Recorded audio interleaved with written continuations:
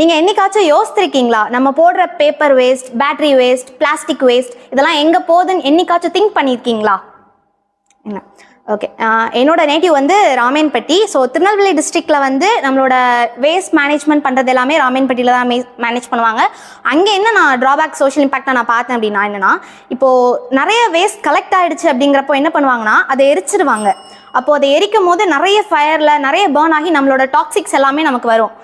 So இந்த மாதிரி நிறைய இது ஆகும்போது நம்ம ஹியூமன் லைஃப் தான் பாதிப்பாகும். இதுக்கு ஒரு சிம்பிள் சொல்யூஷனாக நம்ம என்ன பண்ணலாம்னா, இந்த வேஸ்ட் தனியாக பிரித்து ரீசைக்ளிங்க்கு ப்ராப்பராக நம்ம சென்ட் பண்ணலாம். பேட்டரி வேஸ்ட்னா பேட்டரி ரீசைக்ளிங் பண்ணுறவங்களுக்கு அனுப்பலாம், பிளாஸ்டிக் வேஸ்ட்னா பிளாஸ்டிக் ரீசைக்ளிங் பண்ணுறவங்களுக்கு அனுப்பலாம். இந்த மாதிரி நம்ம ப்ராப்பராக நம்ம அதை மேனேஜ் பண்ணும்போது ஈஸியாக ஹேண்டில் பண்ணலாம்.